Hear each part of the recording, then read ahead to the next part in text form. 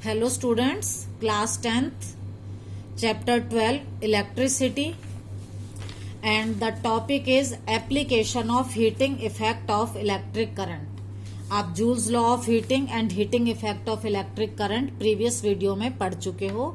अब हम heating effect जो है वैसे तो यूजफुल नहीं होता, पर कभी कभी इसकी बहुत सारी एप्लीकेशंस हैं जो बहुत इंपॉर्टेंट है। देखो, जनरेशन ऑफ हीट, जब भी हीट प्रोड्यूस होती है, हमने करंट पास किया और हीट प्रोड्यूस हो गई, इज इनएविटेबल, ये तो होती ही है। आप मोबाइल चार्जर लगाओ तो मोबाइल हीट हो जाता है, और मिक्सी को आप ऑन करो, मिक्सी वार्म अप हो जाती है, फैन को लंबे टाइम चला लो, वो भी वार्म अप हो जाता है। तो जनरेशन ऑफ हीट तो प्रोड्यूस होगी, इट इज इनएविटेबल। अब ये जो हीट प्रोड्यूस हुई है, ये कभी कभी तो अनडिजायरेबल होती है, मतलब हमें इसकी जरूरत नहीं होती, ये एक्स्ट्रा में प्रोड्यूस हो जाती है। और क्या करती है? It increases the temperature of the components, जो भी चीज है उसके टेम्परेचर को इंक्रीज कर देती है, and alters their properties. But sometimes it has useful application, इसका बहुत इंपॉर्टेंट यूज होता है हमारे लिए। For example, in electric iron press में, इलेक्ट्रिक हीटर में, इलेक्ट्रिक टोस्टर में, इलेक्ट्रिक ओवन में, केटल में, इमर्शन रॉड जो हम पानी को गर्म करने के लिए यूज करते हैं, गीजर में, और इलेक्ट्रिक बल्ब में। यहाँ पर जो जनरेशन ऑफ हीट है, जो हीट जनरेट हुई है, वो हमारे लिए डिजायरेबल का मतलब बहुत इंपॉर्टेंट होती है। अब हम देखते हैं कि इलेक्ट्रिक बल्ब में इसकी क्या इंपॉर्टेंस है। इलेक्ट्रिक बल्ब में क्या है? Electric heating is use to produce light. यहां पर इस हीटिंग का यूज होता है लाइट प्रोड्यूस करने में, जिससे हमें ऑब्जेक्ट्स दिखाई देते हैं। तो बल्ब के अंदर आपने देखा होगा एक होता है फिलामेंट। मान लो ये आपका बल्ब है, इसके अंदर ये जो होता है ये आपका फिलामेंट। अब ये जो फिलामेंट है, most of the power consumed by the filament is retained, उसको वो रिटेन कर लेता है, अपने पास रखता है एज हीट, इसीलिए तो ये हॉट हो जाता है। तो फिलामेंट गेट्स हॉट होगा तो इट एमिट्स लाइट, ज्यादातर पावर। अब थोड़ी सी power, only a small part is in the form of light radiation, थोड़ा सा पार्ट लाइट को रेडिएट करता है। देखो, मोस्ट ऑफ द पावर तो यूज हुई थी इसको हीटिंग में। फिलामेंट जब हीट हुआ तो एमिट लाइट, और बाकी कुछ पार्ट जो रेडिएशन वाला लाइट का था वो यहां से आया। अब ये जो फिलामेंट है, ये स्पेशली, ये नहीं है कि किसी भी वायर से बन जाएगा, it is made specially of tungsten metal. Tungsten जो है, अब टंगस्टन का ही क्यों बनता है, हम कॉपर का क्यों नहीं बना देते? इसका रीजन है, ये क्वेश्चन इंपॉर्टेंट है, why is tungsten used for making filament of bulb? तो इसका आंसर है, tungsten is a strong metal with high melting point. ये स्ट्रॉन्ग मेटल है जिसका मेल्टिंग पॉइंट बहुत हाई होता है, 3380 डिग्री तक भी ये मेल्ट नहीं करेगा, इसलिए ये स्ट्रॉन्ग मेटल है। So it is used in making filament. Second use है, it does not oxidise readily at high temperature. इसका ऑक्सीडेशन भी नहीं होता, इसलिए ये बर्न नहीं करता। लाइट तो एमिट करता है, लेकिन आपने कभी बर्न होते हुए इसे नहीं देखा होगा। अब ऑक्सीडाइज ना हो, इसके लिए हम बल्ब के अंदर क्या करते हैं? Bulbs are filled usually with chemically inactive nitrogen and argon gases. इसके अंदर हम इनएक्टिव, जो किसी से रिएक्ट नहीं करती, वो वाली गैस फिल करते हैं, और वो गैस है नाइट्रोजन एंड आर्गन। इससे क्या होता है? To prolong the life of filament. इससे फिलामेंट जब ऑक्सीडाइज नहीं होगा तो फिलामेंट की लाइफ जो है वो इंक्रीज हो जाती है। ये दोनों पॉइंट यहां पर है। जो आपकी वर्कशीट में एक क्वेश्चन है, हाउ डज ये why is the tungsten used almost exclusively for filament of electric lamp, क्यों यूज करते हैं? तो इसके ये 2 रीजन है, आपको ये यहां से लिखना है। नेक्स्ट है इलेक्ट्रिक फ्यूज। फ्यूज आपने सभी ने अपने घरों में देखा होगा। अब इस फ्यूज का क्या पर्पज है? आजकल तो जहां पर 4-5 स्विच होते हैं ना आपके रूम में, वहां पर भी एक छोटा सा एलईडी जलता रहता है, जिससे आपको पता चलता है कि लाइट आ रही है या नहीं, लेकिन एक्चुअल में वो भी एक फ्यूज है। अब ये फ्यूज का क्या काम है? It is a safety device. Safety मतलब ये हमारी प्रोटेक्शन के लिए है। That protect circuits and appliances, जो हमारे पूरे सर्किट को, घर के को, एंड अप्लायंसेस, जो भी हमारे घर टीवी, फ्रिज, कूलर जो भी यूज हो रहा है, को प्रोटेक्ट करता है। कैसे प्रोटेक्ट करता है? By stopping the flow of unduly high electric current. जब भी ज्यादा इलेक्ट्रिक करंट आता है तो ये सर्किट को ब्रेक कर देता है, और सर्किट ब्रेक होगा तो करंट फ्लो नहीं होगा, और करंट फ्लो नहीं होगा तो हमारा सारा सर्किट और अप्लायंस की सेफ्टी हो जाएगी। अब हम इसको कैसे यूज करते हैं? It is placed in series with live wire और डिवाइस। लाइव वायर जो हमें बाहर से कनेक्शन मिलता है हमारे बिजली विभाग से, उसमें लाइव वायर होती है, उसके साथ या तो हम इसको सीरीज में लगाते हैं जहां आपका मीटर लगा होता है, या फिर हम इसको डिवाइस में लगाते हैं जैसे आपके इन्वर्टर के अंदर भी फ्यूज होता है। अब ये फ्यूज है क्या? It is a piece of wire. कुछ नहीं है, ये सिर्फ एक वायर है which is made up of a metal और an alloy of low melting point. मतलब एक वायर है जो किसी मेटल से बनी होती है। ये metal aluminium, copper, iron, lead कुछ भी हो सकती है। बस क्या देखना है, इसका लो मेल्टिंग पॉइंट होगा, कि मतलब जब भी करंट ज्यादा आएगा तो ये एकदम से मेल्ट हो जाए। अब लो भी कितना, लेकिन वो एप्रोप्रिएट होना चाहिए, जितना रिक्वायर्ड है। अब ये रिक्वायर्ड की बात अभी करते हैं हम। If current larger than specified value, मतलब जितनी वैल्यू होनी चाहिए, अगर उससे ज्यादा करंट आएगा थ्रू द सर्किट तो क्या होगा? Temperature of fuse wire increases. जो हमने वायर लगाई है उसका टेम्परेचर इंक्रीज होगा।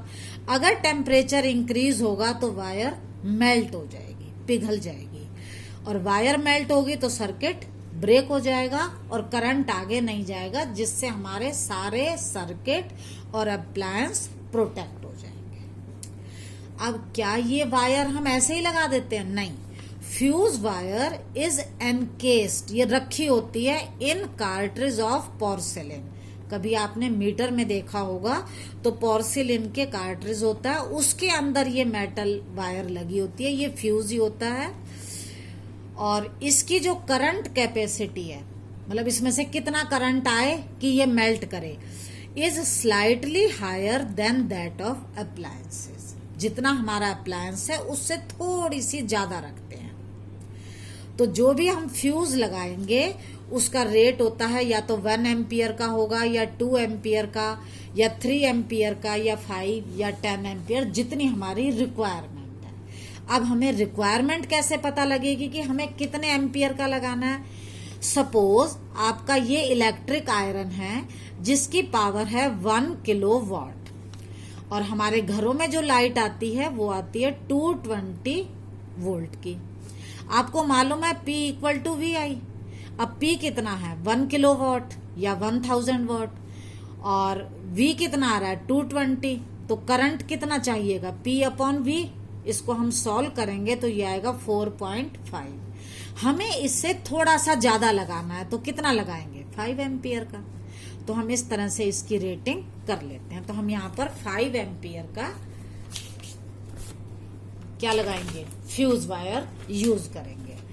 अब हमारा यहां से question number 2, how does fuse wire protect electrical appliances, कैसे करती है? देखो पहले तो आप बताओगे fuse wire is made up of metal और an alloy of appropriate melting point which is low. फिर क्या करता है? When a current of high value flows through the circuit, तो क्या होता है, if current larger than specified value flows through the circuit, temperature of fuse wire increases, wire melts and circuit breaks and our appliances are protected. Fourth question है, a fuse wire is connected to a live wire, is it true और false? True, live wire से ही connect करते हैं क्योंकि current उसी से आता है। नेक्स्ट टॉपिक है हमारा electric power. What is electric power? Electric power is the rate, पहले भी मैं बता चुकी हूं, the rate of doing work, पहले हम डिस्कस कर चुके हैं ये। The rate of doing work is called power. जब भी रेट आएगा तो हम बटे में लगाते हैं टी। हम इसको ऐसे भी डिफाइन कर सकते हैं, rate of consumption of energy, energy किस रेट से कितने टाइम में कितनी एनर्जी कंज्यूम हो रही है, यूज हो रही है, इसे भी हम कहेंगे इलेक्ट्रिक पावर। एक और डेफिनेशन हम दे सकते हैं, हमने इसी में स्टार्टिंग में पढ़ा था कि energy is continuously gets dissipated in form of heat. तो जिस रेट पर ये एनर्जी डिसिपेट होगी, the rate at which electrical energy is consumed और dissipated is known as electric power. तो आप किसी भी तरह से इसको डिफाइन कर सकते हो। फॉर्मूला आपका बन चुका है P इक्वल टू वी आई, ये आप पहले ही पढ़ चुके हो। अब देखो P equal to V I, हम इसको दो और मेथड से लिख सकते हैं। ओम्स लॉ से you know V equal to I R, हम क्या करेंगे, यहाँ V की जगह आई आर पुट कर देंगे, तो P will be I square R. ये फॉर्मूला भी हम यूज कर सकते हैं। ओम्स लॉ से ही अगर हमें I निकालना हो तो V अपॉन आर करते हैं। अगर हम इसी फॉर्मूले में I की जगह V अपॉन आर लगा दें तो क्या बन जाएगा, P equal to V square upon R. आप कोई भी फॉर्मूला यूज कर सकते हो, P equal to V I या P equal to I square R या P equal to V square upon R, आप कोई भी फॉर्मूला इसमें यूज कर सकते हो। अब बात आती है SI यूनिट की। इसकी SI यूनिट होती है वॉट। अभी हमने पढ़ा P इक्वल टू वी आई, यहां पर V क्या था, 1 वोल्ट, I को हम ले लेते हैं 1 एम्पियर, तो पावर होगी 1 वॉट। अब हमें 1 वॉट की अगर डेफिनेशन देनी हो तो हम कैसे देंगे, 1 watt equal to 1 volt into 1 ampere, मतलब the power consumed by a device, किसी भी डिवाइस में जो पावर है, that carries 1 ampere of current, ये वाला, when it is operated at a potential difference of 1 volt. The power consumed by a device that carries a current of 1 ampere when operated at a potential difference of 1 volt is called watt. But watt is a smaller unit. ये छोटी unit है। इसकी larger unit जो हम use करते हैं वो है किलोवाट, और 1 किलोवाट इक्वल टू 1000 वॉट्स होता है, ये लार्जर यूनिट। इसके बाद है इलेक्ट्रिकल एनर्जी। जो हमारे घरों में लाइट आती है, जो हम कंज्यूम करते हैं, वो है इलेक्ट्रिकल एनर्जी। इलेक्ट्रिकल एनर्जी आपने देखा होगा, आपके घर का जो बिल आता है वो यूनिट में आता है। अब वो यूनिट क्या होती है, यूनिट होती है किलोवाट आवर। जैसे अभी आपने पढ़ा P equal to W upon T, ये W यहां पर इलेक्ट्रिकल एनर्जी है, क्रॉस मल्टीप्लाई करके P इंटू टी आ जाएगा। तो इलेक्ट्रिकल एनर्जी क्या है, it is the product of power and time, it is the product of power and time. और इसकी यूनिट क्या होगी, देखो पावर को हम लेते हैं वॉट में, और क्योंकि बड़ी यूनिट लेनी है तो इसको हम लेंगे आवर में, तो it will be watt hour. 1 watt hour को अगर हमें डिफाइन करना हो तो कैसे करेंगे, the energy consumed when 1 watt of power is used for 1 hour. अगर हम 1 वॉट पावर को 1 घंटा यूज करेंगे तो हम कहेंगे उसको वॉट आवर।